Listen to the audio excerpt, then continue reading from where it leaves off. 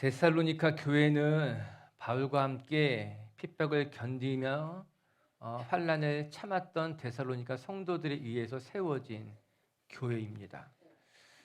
사도행전 17장을 읽어보게 되면은 바울이 데살로니가 가서 복음을 전할 때에 여러 핍박과 환난이 있었는데 그 바울을 숨겨준 야손이란 사람이 등장하게 됩니다. 야손은 바울을 숨겨줬기 때문에 야손 당사자뿐만 아니라 온 가족들이 함께 고난을 받게 됩니다. 그럼에도 불구하고 야손과 그의 가족들, 데살로니가 성도들은 믿음을 지키면서 그 야손의 집에서 데살로니가 교회가 태동하게 되는 것입니다.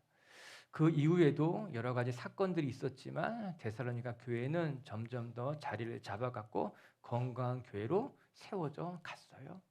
이처럼 데살로니가 교회는 핍박과 환난 속에서 세워진 교회라고 해도 틀리지 않을 것입니다. 이에 바울은 데살로니가 교회를 생각할 때마다 마음에 감사한 마음이 넘쳤던 겁니다. 그래서 데살로니가 전서와 후서를 읽어보게 되면은 데살로니가 성도들을 너무나 많이 축복하고 칭찬하고 있는 말씀이 곳곳에 등장하게 돼요. 우리 데살로니가 후서 1장 3절 4절 말씀 한번 같이 읽어보도록 하겠습니다. 시작. 형제들아, 우리가 너희를 위하여 항상 하나님께 감사할지니 이것이 당연함은 너희의 믿음이 더욱 자라고 너희가 다 각기 서로 사랑함이 풍성함이니, 그러므로 너희가 견디고 있는 모든 박해와 환난 중에서 너희 인내와 믿음으로 말미암아 하나님의 여러 교회에서 우리가 친히 자랑하노라. 데살로니가 교회를 칭찬하면서 무엇이라고 말합니까? 너희의 믿음과 그 믿음이 성장하고 있었다는 거예요. 그뿐만 아니라 서로를 향한 사랑하는 마음이 더욱더 풍성했다라고 하는 겁니다. 이게 데살로니가 교회 성도들의 모습이에요. 그들의 믿음은 점점 성장해 가고 있었어요. 그뿐만 아니라 서로에 대한 사랑이 풍성한 것으로 말미암아 사랑이 넘치는 교회가 되었다는 거죠. 그 이후에 4절은 이렇게까지 이야기합니다. 너희가 박해와 환난 중에 있었지만 인내와 믿음으로 견뎌가는 모습이 바울의 마음에는 감동이 된 거예요. 그리고 고백하기를 내가 하나님의 여러 교회 앞에서 이 데살로니가 교회를 자랑하고 있다는 것입니다. 생각만 해도 정말 아름다운 교회의 모습입니다. 믿음이 성장하고 있었고 그들 안에는 사랑이 풍성했으며 그러므로 말미암아 바울에게는 자랑이 되는 교회였던 건 아니겠습니까? 저는 우리 빛의 교회도 데살로니가 교회처럼 믿음이면 믿음, 사랑이면 사랑, 여러 가지 시험과 어려움이 있지만 그 가운데서도 믿음을 지키는 것으로 말미암아 하나님의 자랑이 되고 우리에게도 자랑이 되는 아름다운 교회가 되기를 주님의 이름으로 축복합니다. 저는 우리 빛의 교회가 그냥 어떤 건물이 아니고 어떤 큰 단체가 아니라 여러분 한 사람 한 사람의 거룩한 하나님의 교회이며 여러분들을 통해서 하나님께서 역사하신다는 것을 여러분이 고백하고 경험할 수 있었으면 좋겠습니다. 오늘 권사 임직이 있는 날인데 평생 신실하게 살아오신 분들을 마음 다해서 축복하고 싶습니다. 그리고 더 나가서 우리 12분의 권사님들이 정말 하나님의 교회의 아름다운 본이 되시고 또 여러분들의 삶을 통해 선한 영향이 흘러갔으면 좋겠어요. 오늘 본문에서 바울이 데살로니 교회를 축복하면서 기도하는 내용이 등장하게 됩니다. 단 2절뿐인 말씀이지만 이 2절의 바울의 기도를 같이 살펴보면서 바울은 교회를 위해서 어떻게 기도했을까 한번 돌아보시고 또 우리는 어떻게 살아가는 것이 정말 하나님 보시 아름다운 삶인지를 점검해보는 시간이 되었으면 좋겠습니다. 우리 먼저 11절 말씀 한번 다시 읽어보겠습니다. 시작. 이러므로 우리도 항상 너희를 위하여 기도함은 우리 하나님이 너희를 그 부르심에 합당한 자로 여기시고 모든 선을 기뻐함과 믿음의 역사를 능력으로 이루게 하시고. 바울의 기도를 통해서 배우는 첫 번째 영적인 교훈은 하나님의 부르심에 합당하게 살아가는 삶이 우리에게 가장 자연스럽고 행복하다는 것입니다. 오늘 11절에 바울이 먼저 이렇게 고백하고 있더라고요. 이러므로 우리도 항상 너희를 위하여 기도함은, 저는 이 말씀이 너무나 감사한 거예요. 뿐만 아니라 데살로니가 교회가 여러 핍박과 환난 가운데에서도 견고하게 설 수 있었던 근거가 여기 있구나 발견하게 됩니다. 데살로니가 교회가 이렇게 건강한 교회로 든든히 세워질 수 있었던 이유가 여러 가지가 있겠지만 그 중에 하나를 꼽으라고 한다면 바울의 기도였던 것입니다. 교회가 든든하게 세워지는 데는 여러 가지 필요한 요소들이 있습니다. 저도 이제 교회를 개척하고 우리가 이렇게 함께 세월을 지내오면서 깨닫게 되는 것이 교회가 그냥 세워지지 않더라고요. 정말 교회가 세워지는 데는 여러 가지 요소들이 맞아 떨어져야지만 교회가 정말 든든해지는구나. 마음 다해서 헌신하는 충성스러운 사람들도 필요하고 또 교회가 하는 일들마다 또 잘 돼야 되는 그런 것들도 있어요. 더 나가보면 또 필요한 재정들이 그때그때마다 채워질 때 또 교회가 또 든든히 세워질 수도 있게 되더라고요. 이 모든 것들을 들여다보면은 사람들은 운이 맞아야 된다고 이야기합니다. 사업을 할 때도 그 모든 것이 운이 맞춰져야지만 뭐가 된다고 말을 하더라고요. 그러나 우리는 그것을 운이라고 말하지 않습니다. 하나님의 교회가 세워지는데 여러 가지 필요한 것들이 있고 그 모든 것들이 그때그때마다 채워지는 것으로 하나님의 교회가 든든하게 세워져 가는 거예요. 그런데 오늘 11절의 말씀을 보니 그 여러 가지 것들 중에 결국 빼놓을 수 없었던 것이 성도의 기도라는 거예요. 바울은 고백하고 있습니다. 내가 너희를 위해서 항상 기도하고 있는 것은 모든 것이 다 갖춰져 있다 할지라도 이 기도가 없다면은 그 교회가 든든히 세워질 수가 없습니다. 기도가 없는 교회는 힘이 없는 교회예요. 기도가 없는 교회는 은혜가 없는 교회고 기도가 없는 교회는 무엇인가 자꾸만 인위적으로 만들어 가려고 하는 교회가 될 수밖에 없다는 것 아니겠습니까? 오늘 데살로니가 교회가 정말 어려운 중에 세워졌고 여러 가지 박해와 환난이 있음에도 불구하고 흩어지지 아니하고 그 자리를 지킬 수 있었던 것은 기도의 능력이 있었던 거죠. 기도하는 사람들이 있었기 때문에 가능했던 것 아니겠습니까? 오늘도 우리 미치교회 식구들은요 무엇보다도 교회를 위해서 하나님의 마음으로 기도할 수 있는 하나님의 백성이 되시기를 바랍니다. 그리고 이제 바울이 기도하면서 무엇을 바랬는가? 첫 번째 이렇게 이야기하고 있는 거예요. 내가 기도하는 것은 우리 데살로니가 교회 모든 사람들이 그 부르심에 합당한 자로 살아가기를 원한다라고 하는 겁니다. 11절에 그렇게 써 있어요. 우리 하나님이 너희를 부르신 그 부르심에 합당한 자가 되기를 원합니다라고 말이에요. 이 말씀을 가만히 들여다볼 필요가 있습니다. 여러분 우리가 하나님이 우리를 부르셨을 때 그 부르심에 합당한 삶으로 살아가는 것이 맞습니다. 이 말씀에 전제가 있죠. 하나님이 우리를 부르셨다는 겁니다. 그렇다면 우리 물어보게 되죠. 하나님께서 우리를 왜 부르셨을까라고 말입니다. 이 사실을 먼저 기억해야만 할 것입니다. 하나님께서는 우리를 부르실 때에 한 사람 한 사람 뜻이 있고 계획이 있기 때문에 우리를 부르셨다라고 하는 것입니다. 하나님이 우리를 부르시는 거예요. 우리를 부르실 때 아무런 뜻 없이 이유 없이 부르시지 않는다는 것 아니겠어요? 제가 어렸을 때에 동네 친구들하고 이런 장난 치러 다닌 적이 있습니다. 같이 모여서 동네 집 초인종 누르고 도망가는 장난이에요.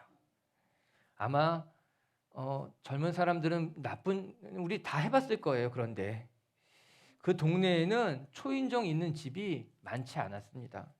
그래서 친구들끼리 같이 모여가지고 가위바위보를 하고 진 사람이 초인종 누르고 주인이 나오는 걸 보면은 부지런히 도망가서 숨어서 지켜봐라 보는 거예요. 아무도 없으니까는 주인이 나왔다가 당황한 모습으로 들어가는 것들을 바라보면서 이제 뒤에서 웃으면서 그렇게 어렸을 때를 보낸 것 같습니다.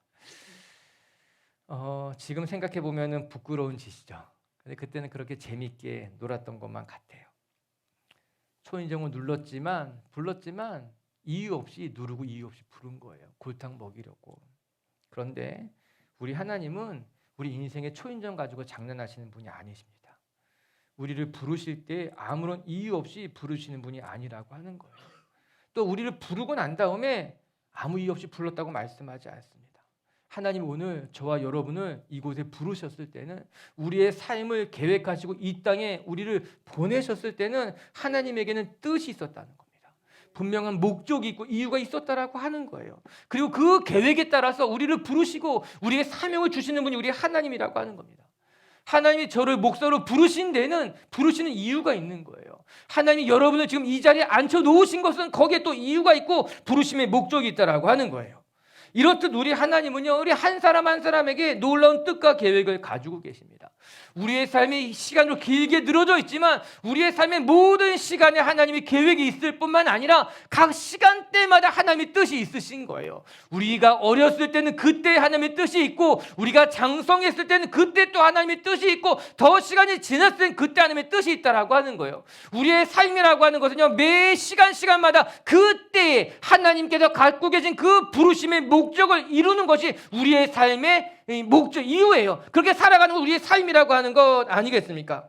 이에 바울은 기도하고 있는 거예요. 하나님, 우리 데살로니가 교회 성도들이 하나님의 부르심을 깨닫게 하시고 그 하나님의 부르심을 이루어 갈 수 있는 합당한 삶을 살기 원합니다. 그렇게 고백하고 있는 것 아니겠어요?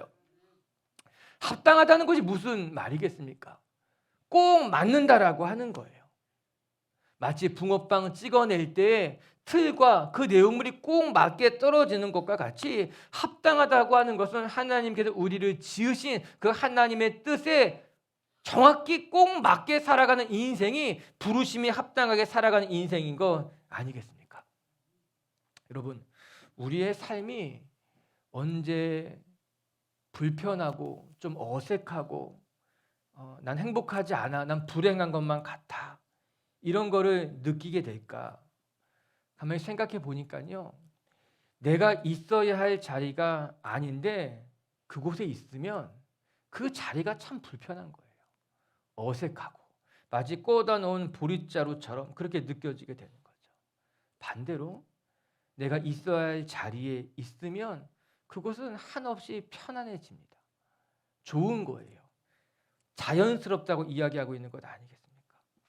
우리가 언제 행복할까? 하나님이 우리를 부르신 그 부름에 합당하게 살아가는 것이 우리의 인생이 가장 자연스럽게 살아가는 길이고 가장 행복한 길인 줄로 저는 믿습니다. 오늘 바울이 고백하고 있는 거예요. 하나님, 우리를 부르신 목적과 이유가 있을 텐데 우리의 삶이 그 하나님이 부르신 그 부름에 맞게, 그 부름에 합당하게 살아가게 해 주십시오. 그러므로 말미암아 우리의 삶이 자연스럽기를, 우리의 삶이 편안하고 행복하기를 원합니다. 고백하고 있는 거 아니겠습니까? 오늘도 여러분들의 삶에는 하나님의 부르심이 있다는 것을 늘 기억하면서 그 하나님의 뜻을 분별하고 그 하나님의 뜻대로 살아갈 줄 아는 성도님들이 되시기를 주님의 이름으로 축복합니다. 두 번째, 또 오늘 말씀을 통해 배우게 되는 것은 하나님의 부르심에 따라 살아가는 사람의 특징이 무엇인가 하면 하나님의 능력을 덧입어서 살아가게 된다라고 하는 것입니다. 우리는 내 힘으로 살아가려고 발버둥치는 인생이 되지 마시고 내 삶, 내 능력을 내려놓고 하나님이 주신 능력으로 살아가는 것이 맞아요. 나의 지혜와 나의 능력이 아니라 하나님의 지혜가 임할 때 비로소 우리의 삶에 빛이 나게 되는 거예요. 우리 11절의 말씀을 우리말 성경으로 같이 한번 읽어볼게요. 뜻이 더 선명해집니다. 시작. 그러므로 우리는 항상 여러분을 위해 우리 하나님께서 여러분을 부르심에 합당한 사람이 되게 하시고 또한 모든 선한 뜻과 믿음으로 하는 일을 그분의 능력으로 이루어 주시기를 기도합니다. 아멘. 우리말 성경은 바울의 기도를 매우 정확하게 번역해 놓고 있습니다. 우리는 항상 여러분을 하나님의 부르심에 합당한 사람이 되게 하시기를 원하고, 그리고 두 번째 또한 모든 선한 뜻과 믿음으로 하는 일을 그분의 능력으로 이루어지게 하시기를 기도합니다. 이렇게 이야기하고 있는 것 아니겠습니까? 즉 데살로니가 교회 성도들이 선한 뜻과 믿음으로 행하는 일들이 있었는데 그 일들이 하나님의 능력으로 이루어져야 한다는 말씀인 거예요. 여러분, 데살로니가 교회는 훌륭합니다. 그는 선한 뜻을 가지고 살아가는 사람들이었어요. 뿐만 아니라 믿음으로 행하는, 믿음으로 살아가는 사람들이 많았다라고 하는 겁니다. 우리들의 삶이 어떠해야 되는지 너무나 잘 보여주고 있는 말씀인 것 아니겠습니까? 여러분, 결과보다 더 중요한 것은 어떠한 마음으로 시작했는가, 동기일 것입니다. 때로 결과가 좋지 못하다 하더라도 그 의도가 선했다면 우리는 그것을 결코 실패라고 말하지 않습니다. 정말 선한 마음을 가지고 시작했다면 결과가 좀 내 마음에 들지 않는 것 같다 할지라도 우리는 함부로 실패라고 말하지 않아요. 왜냐하면 그의 의도가 선했기 때문에, 선한 마음으로 시작했기 때문에 그런 것입니다. 그뿐만 아니라 의도가 선하지 못했는데 결과가 선하게 나올 수 있을까요? 그렇지 않습니다. 의도가 선해야지만 결과가 아름다울 수밖에 없는 것 아니겠어요? 설사 의도가 선하지 못했는데 좋은 결과가 나왔다 하면은 그 결과는 오래 갈 수가 없습니다. 내가 선한 마음으로 시작한 것이 아닌데 선한 결과가, 좋은 결과가 나왔다면 우리는 그것 때문에 기뻐할 이유가 하나도 없습니다. 왜냐하면 그 결과는 마치 모래 위에 지은 집과 같이 이내 곧 무너지고 그 속이 드러날 수밖에 없기 때문인 거예요. 그래서 선한 뜻으로 살아가는 것, 선한 의도로 살아가는 것은 무엇보다도 소중한 일이라고 성경이 가르쳐주고 있는 것 아니겠어요? 바울이 데살로니가 교회를 칭찬하는 이유는 너무나 당연합니다. 데살로니가 성도들은요, 선한 뜻, 선한 마음으로 신앙생활을 하고 있었다라고 하는 겁니다. 그리고 선한 일들이 열매 맺기 위해서 간절히 기도했던 것 아니겠습니까? 여러분, 바라고 원하는 것은 여러분들이 기도하기에 앞서서 여러분의 마음이 순전하고 여러분의 의도가, 여러분의 뜻이 선한 뜻이 되시기를 주님의 이름으로 축복합니다. 선한 뜻으로 살아가면요, 기도하는 것이 부끄럽지 않습니다. 내 마음에 선한 의도가 있고 선한 뜻이 있다면 기도하는 자리가 부끄럽지 않아요. 그런데 욕심으로 기도하잖아요. 기도가 힘이 없어요. 부끄러워지는 거예요. 오늘 바울이 담대하게 기도할 수 있었던 첫 번째 이유는 데살로니가 교회 성도들이 선한 뜻으로 살아가기에 오늘 바울은 담대하게 기도할 수 있었던 거예요. 그뿐만 아니라 두 번째는 믿음으로 행하는 모든 일들이다, 이렇게 이야기하고 있어요. 선한 뜻으로 시작했을 뿐만 아니라 그들은 믿음을 가지고 막연히 삶의 자리를 지켜나가고 있었던 겁니다. 저는 이 말씀이 너무나 좋습니다. 믿음으로 행하고 있다는 것이 무엇일까? 아마도 믿음으로 행한다라고 하는 것은 형편이나 상황이 좋지 않았는데도 불구하고 믿음을 붙들고 그 자리를 지켜나가고 있는 것을 보여주는 것 같더라고요. 믿음으로 해나가는 거예요. 내가 지금 보기에 인간적인 관점에는 어떤 좋은 결과를 바라볼 수 없을 것만 같지만 그럼에도 불구하고 이 자리가 하나님이 주신, 하나님이 뜻이 있는 것이라는 것을 믿기에 믿음을 가지고 행하고 있었다라고 하는 것입니다. 우리 신앙인들의 특징이 무엇인가 생각해 보면은 우리 신앙인들은 믿음으로 살아가는 사람들이라고 하는 거예요. 머리로 계산하고 따지고 앞뒤를 보고서 살아가는 사람들이 아니라 말씀이 이야기하는 대로 믿음 붙들고 살아가는 사람들이 신앙인이라고 이야기하고 있는 건 아니겠습니까? 얕은 머리로 내 계산으로 살아가는 것 아니라 믿음으로 살아가는 사람들. 이에 바울은 축복하고 있는 거예요. 선한 뜻과 믿음으로 살아가는 그들이 하나님의 능력으로 열매 맺게 해주십시오라고 말이에요. 할렐루야.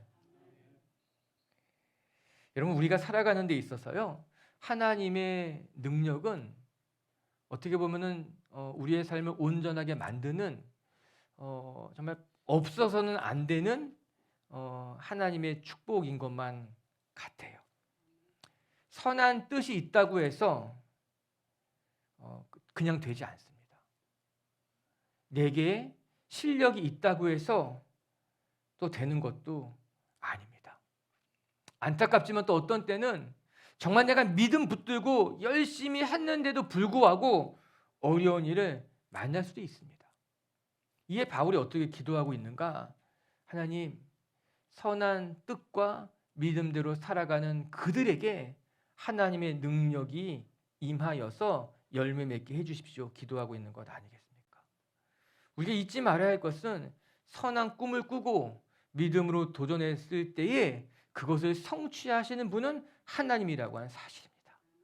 우리가 수고하고 열심을 낸다고 해도 스스로 열매 맺지 못할 때가 있습니다. 내가 정말 열심히 했는데도 불구하고, 하지만 하나님의 능력이 우리 가운데 임하면 그때 30배, 60배, 100배 열매가 맺혀지게 되는 것이죠.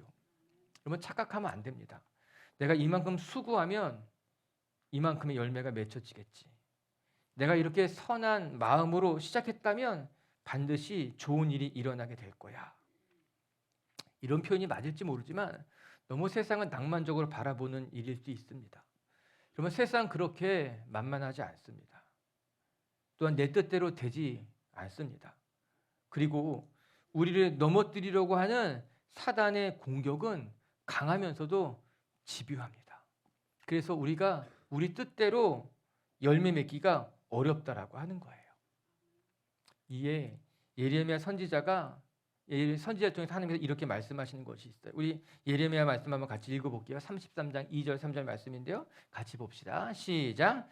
이를 행하시는 여호와, 그것을 만들며 성취하시는 여호와, 그의 이름을 여호와라 하는 이가 이와 같이 이르시되 너는 내게 부르짖으라. 내가 내게 응답하겠고 내가 알지 못하는 크고 은밀한 일을 내게 보이리라. 아멘. 너는 내게 부르짖으라. 내가 내게 응답하겠고 내가 알지 못하는 크고 비밀한 일을 내가 너에게 보이겠다 말씀하시는 그 하나님이 앞서서 무엇을 먼저 선언하고 계신가 하면은 나는 이를 지어 성취하시는 하나님이니 너는 내게 부르짖으라고 이야기하고 있는 건 아니겠습니까?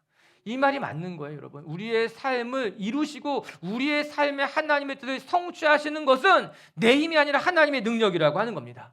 이게 하나님이 우리에게 말씀하고 있는 거예요. 내게 부르짖어라. 내게 기도해라. 그러면 내가 그 일을 이룰 거다. 왜냐하면 나는 일을 만드는 분이고 나는 일을 성취하는 분이고 내가 일을 행할 때 하나님의 역사가 나타나게 된다고 이야기하고 있는 것 아니겠어요? 오늘도 우리 빛의 성도 여러분 기억하시기 바랍니다. 일은 내가 시작할지 모르지만 그것을 성취하시는 것은 하나님인 줄로 믿습니다. 우리의 손을 강하게 하셔서 그것을 열매 맺게 하시는 분은 하나님이라는 것을 늘 기억하면서 하나님의 능력으로 여러분의 삶을 이루어 가시고 열매 맺어 가시는 성도님들 되시기를 주님의 이름으로 축복합니다. 더 나아가서 오늘 임직하시는 권사님들도 일을 지어 성취하시는 하나님을 바라보면서 언제나 겸손하게 하나님 뒤에 숨으시고 하나님의 영광이 드러낼 수 있는 하나님의 자녀들 되었으면 좋겠습니다.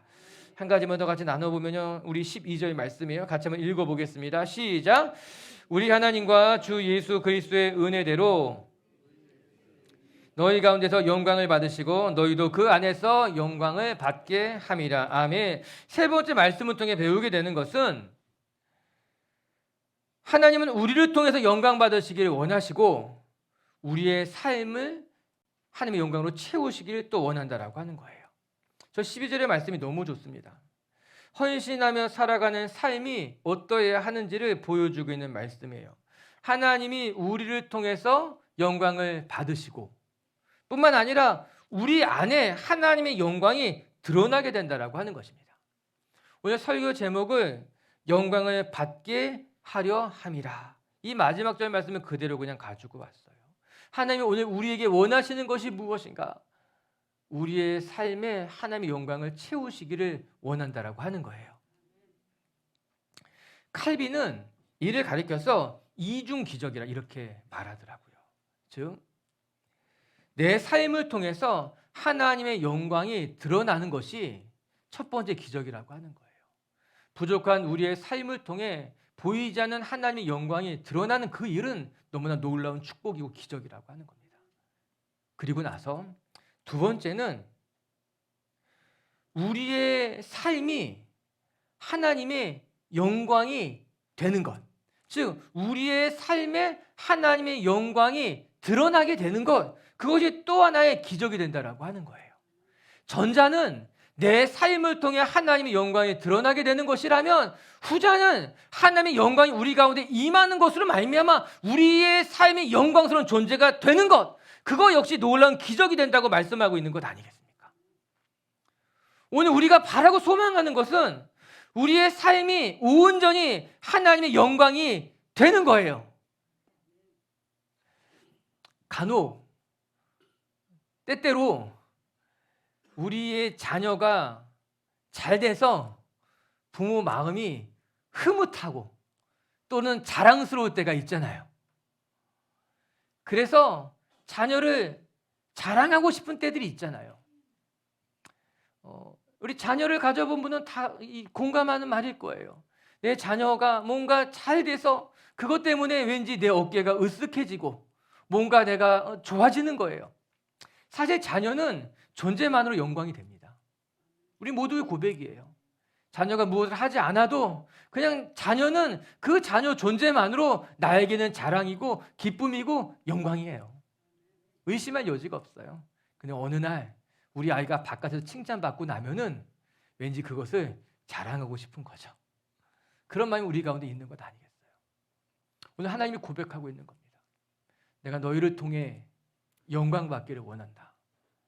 그리고 나의 영광이 너희 가운데 임하는 것으로 말미암아 너희가 영광스러워지기를 원한다라고 하는 거예요. 저는 오늘도 우리 빛의 교회를 통해서 하나님이 영광 받으실 뿐만 아니라 여러분의 삶에 하나님의 영광이 가득하게 채워지시기를 주님의 이름으로 축복합니다. 특별히 오늘 12명의 권사 임직 받으시는 분들이 이 말씀을 통해서 축복하고 싶습니다. 여러분들을 통해서 하나님의 영광 받으실 뿐만 아니라 하나님의 영광이 여러분의 영광이 되시기를, 그래서 여러분을 보면은 하나님의 영광이 보여지는 그런 인생이 되시기를 주님의 이름으로 축복합니다. 말씀을 정리합시다. 오늘 바울은 데살로니가 교회를 생각할 때마다 그의 마음이 기쁘고 감사했습니다. 데살로니가 교회는 믿음이 성장하는 교회였고 사랑이 풍성한 교회였고 핍박과 환난 속에서도 흔들리지 않는 교회였기 때문에 바울은 어디를 가나 데살로니가 교회가 자랑스러웠던 거예요. 전 우리 빛의 교회 식구들도 여러분 안에는 믿음이 정체되어 있지 않고 매일매일 깊어지고 넓어질 수 있게 되기를 바라고 서로를 아껴주고 사랑하는 그 마음이 풍성해지는 것으로 말미암아 정말 사랑이 가득한 성도님들 되시기를 주님의 이름으로 축복합니다. 그리고 이제 바울이 기도하고 있는 거예요. 무엇이라 기도했는가? 그 기도 통해 배우게 되는 첫 번째 교훈은 우리는 하나님의 부르심에 합당하게 살아가는 것이 우리에게 가장 자연스럽고 복된 삶이라고 하는 겁니다. 여러분의 삶에 헛된 부르심은 아무것도 없어요. 다 목적과 뜻이 있어서 여러분의 지금 이 시간 이곳에 있게 하신 것이라면 여러분의 삶을 통해서 정말 하나님의 영광이 드러날 수 있도록 부르심에 합당한 삶을 살아가는 성도님들이 되시기를 주님의 이름으로 축복합니다. 그리고 두 번째는 오늘 바울은 고백합니다. 선한 뜻과 믿음으로 행하는 그 모든 일에 하나님의 능력이 임하기를 원한다. 우리 빛의 교회 식구들도요, 내 힘으로 살려고 발버둥 치는 것이 아니라 하나님의 능력이 여러분 가운데 임하여서 정말 선한 뜻과 믿음대로 살아가는 삶의 아름다운 열매가 맺혀지시기를 주의 이름으로 축복합니다. 세 번째, 하나님은 우리를 통해 영광 받으시기를 원하십니다. 그리고 여러분의 삶을 영광스럽게 만들기를 원하십니다.